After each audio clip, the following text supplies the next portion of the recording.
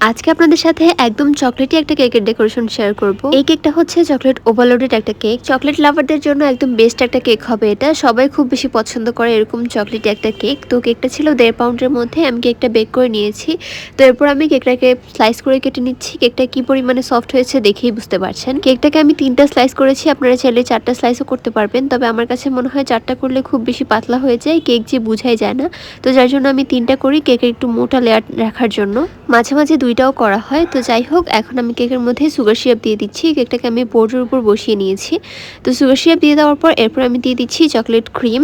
এই ক্রিমটার মধ্যে আমি চকলেট ইমালশন এবং সাথে চকলেট ফুড কালার দুটোই অ্যাড করেছি। ক্রিমটা ভালো মতো দিয়ে দেওয়ার পর এরপর আমি দিয়ে দিচ্ছি একটা হ্যাভি গানাশ। এখানে অনেক ঘন একটা গানাশ ব্যবহার করা হয়েছে।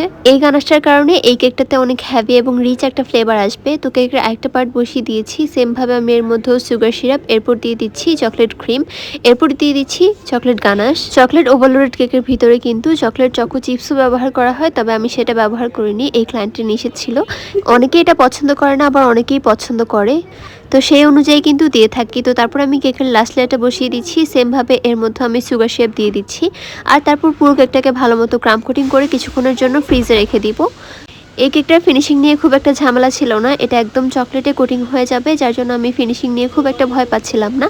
এটাকে আমি কিছুক্ষণ ফ্রিজে রেখে এরপর আমি জাস্ট অল্প একটু ক্রিম দিয়ে পুরো কেকটাকে একটু ভালো মতো ফিনিশিং করে নিয়েছি। জাস্ট ক্রিমের ছোঁয়া লাগিয়েছি বলতে গেলে, একদম স্মুথ যে ফিনিশিংটা হয় সেটা কিন্তু এখানে আমি দিইনি। তারপর আমি এই হ্যাভি গানাশটা দিয়ে দিচ্ছি।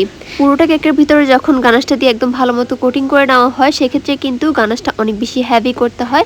পাতলা গানাশ দিয়ে কিন্তু পুরো কেক কোটিং করলে সেটা আমার কাছে দেখতে খুব একটা ভালো লাগে না, যার জন্য আমি একদম ঘন করে এই গানাশটা বানিয়ে নিই।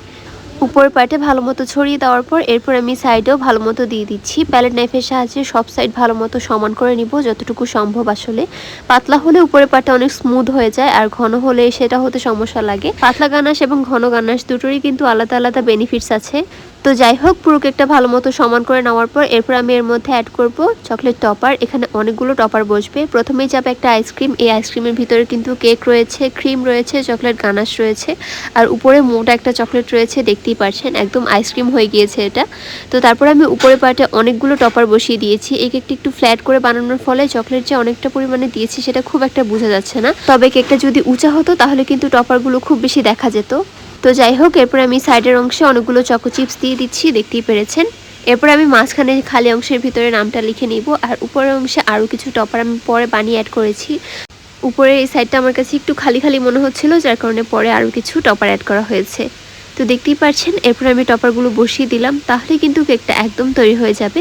কেকটা সিম্পলের ভিতরে খুব একটা খারাপ লাগছে না, চকলেট লাভারদের অনেক বেশি পছন্দ হবে এটা।